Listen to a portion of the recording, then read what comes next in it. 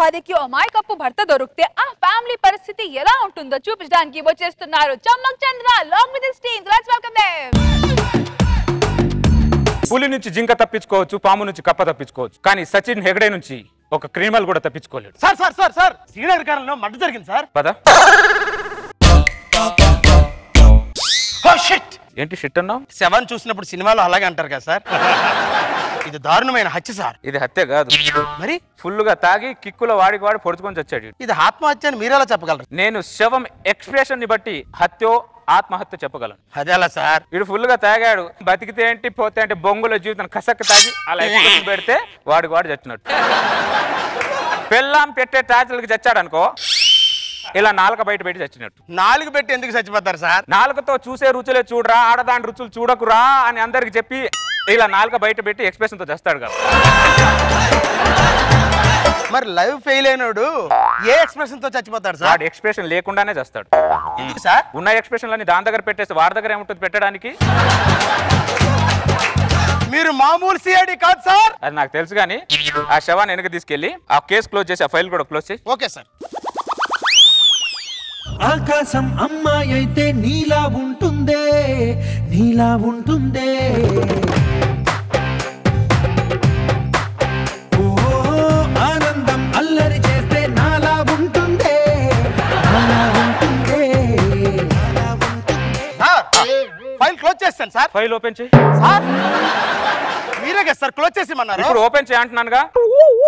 Okay sir. పద పక్కింటికి దర్యాప్తుకి వెళ్దాం. Excuse me, ఇందాక లోపల వెళ్ళిన ఆవిడ మా ఆవిడ ఒకసారి బయటికి పిలవరా? మా ఆవిడ బయటికి పిలవడం నువ్వు ఎవరంటున్నాను? సిఐడి సచిన్ హెగడే. పక్కింట్లో హత్య జరిగింది. హత్యగా సార్? నువ్వు శవాన్ని ఫాలో అవ్వకు, నన్ను ఫాలో. నిన్న పక్కింట్లో ఆకాశం అమ్మాయి అయితే నీలా ఉంటుందే, నీలా ఉంటుందే.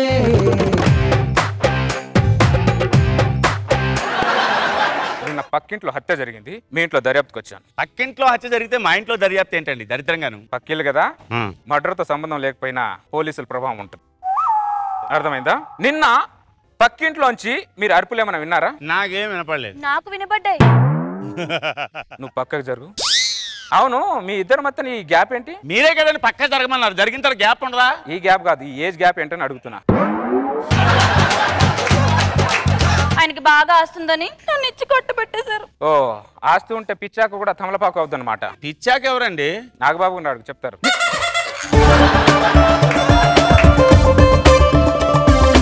పేరు కుమారి. ఓ 21F? కాదండి, ఒట్టి కుమారి. నా మీద మీ ఫీలింగ్ ఏంటి? ఏమండి మా ఆవిడకి మీ మీద ఫీలింగ్ ఉండడం ఏంటి? దర్యాప్తు అన్నప్పుడు నా ఫీలింగ్ తనకు చెప్పాలి, తన ఫీలింగ్ నేను తెలుసుకోవాలి. దీన్నే దర్యాప్తు అంటారు. మీరు దర్యాప్తు చేస్తున్నట్లేదు సార్, మా ఆవిడని కబ్జా చేస్తున్నట్టుంది. వీడి ఫ్రస్ట్రేషన్ చూస్తుంటే ఆ హత్య వీడే చేశాడేమో అనిపిస్తుంది గోపాల్ నాకు. సార్ కోడిని కోస్తుంటేనే నాకు చూడడం చాలా భయం సార్. నేను హత్య చేయడం ఏంటి సార్? ఏంటి గోపాల్ గారు? అందమైన పిల్లని చేసుకుంటే దర్యాప్తులు అలాగే ఉంటాయి. ఒకసారి మీ నంబర్ చెప్పరా? ఆవిడ నెంబర్ మీకు ఎందుకండి? ఎందుకు అడుగుతున్నారు మీరు? మీ ఆవిడతో నేను టచ్ లో ఉండడానికయ్యా. మా ఆవిడతో మీరు టచ్ లో ఉండడం ఏంటి? దర్యాప్తు కోసం. వీడు దర్యాప్తుకు సహకరించట్లేదంటే ఆ కేసుకి ఈ కేసుకి బాగా లింక్ ఉన్నట్టు కనిపిస్తుంది గోపాల్ నాకు. సార్ అర్థమైంది సార్. మీకు మా ఆవిడ నెంబర్ కావాలి, రాసుకోండి సార్. 93333. మీరు చెప్పండి. నేను చెప్తున్నాను కదా, మళ్ళీ మా ఆవిడ ఎందుకు? చిలక గొంతుకి కాకి గొంతుకి తేడా ఉంటుంది. కాకెవరండి? రోజా గారు నాకు చెప్తారు. 93333. Okay, I will touch with you again. నువ్వెందుకు ఇంకా ఇక్కడ నిలబడ్డావు? నాడు లోపలికి వెళ్ళి పడుకుందాం. ఏమండి? CID phone. పోనీలకి కట్ చేయి. వేదవని ఎత్తమాడు వేద అవపోను వీడును. ఈడవుడే అర్ధరాత్రిపడి మళ్ళీ తలుపు కొడుతున్నాడు.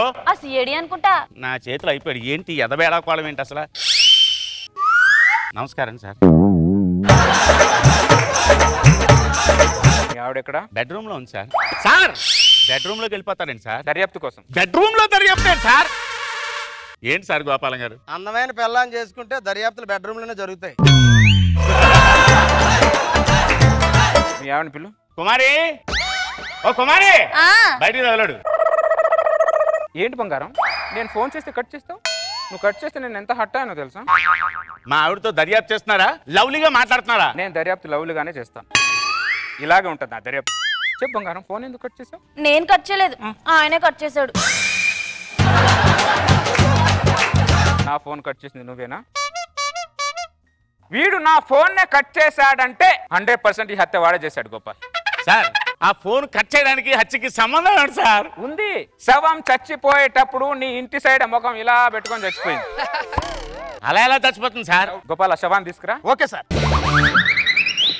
ఇక్కడ కూర్చోబెట్టు. చూడు, శవం ఎవరిని చూస్తుంది?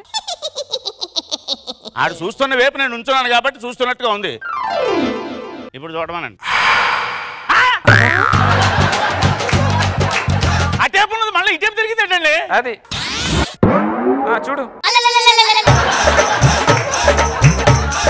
వెంకి పెళ్లి సుబ్బి సాగుకు వచ్చిందని నువ్వు చచ్చిపోయి నన్ను చంపుతావింట్రా, నువ్వు చచ్చిపోయి నన్ను చంపుతావింట్రా, వీడు చచ్చిన శవాన్ని ఇంతలా కొడుతున్నాడంటే వీడు బతుకున్నప్పుడు వాడిని ఎంతలా కొట్టి చంపుతాడు వీడు? రామ రామ రామ రామ, ఈ హత్యకు నాకు ఏం సంబంధం లేదు సార్. అది తేలాల్సింది దర్యాప్తులో. అర్థమైందా?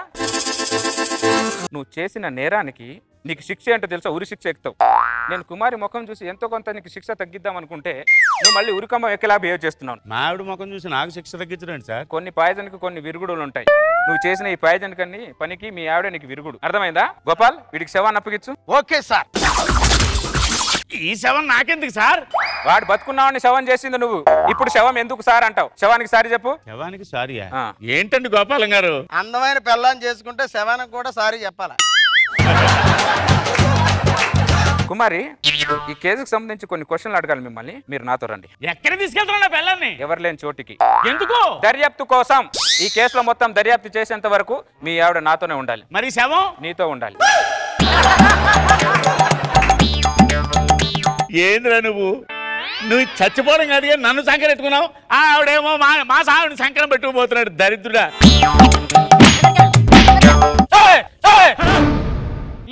ఇందాక నుంచి కొట్టి చంపుతున్నావు. చచ్చిపోతే ఎవరా బాధ్యుడు? నువ్వు చచ్చిపోలేదా? ఏంటి బొంగు చచ్చేది? మరి శవం డ్రామా ఏంట్రా? లేకపోతే ఒక్కరోజు నీ పెళ్ళాన్ని చూస్తే బండబూతులు తిడతావా? పెళ్లి పెటాకులు లేని వెధవా అంటావా నన్ను? ఇప్పటి నుంచి నీకు పెళ్లి పెటాకులు లేని వెధవలా నువ్వు బతకాలి.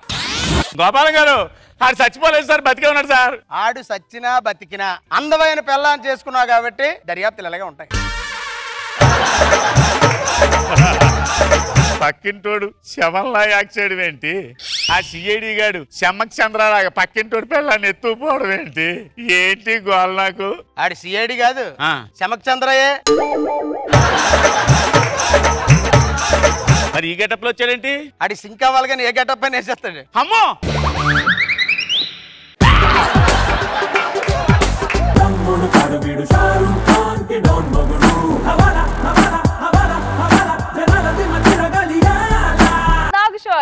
బాగుంది, నాకు నచ్చిందండి.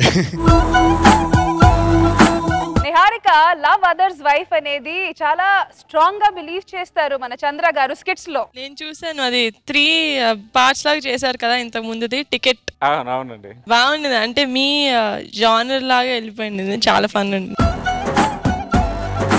నాకు బాబు సార్ కంటెంట్ బాగుంది చంద్ర, గుడ్ స్కిట్. రోజా గారు, కాన్సెప్ట్ కొత్తగా అనిపించింది. పక్కింటోడు తిట్టాడని శవం వేషం వేసి వాడు పెళ్ళాం లేచిపోయేలాగా చేయటం అనేది బాగుంది.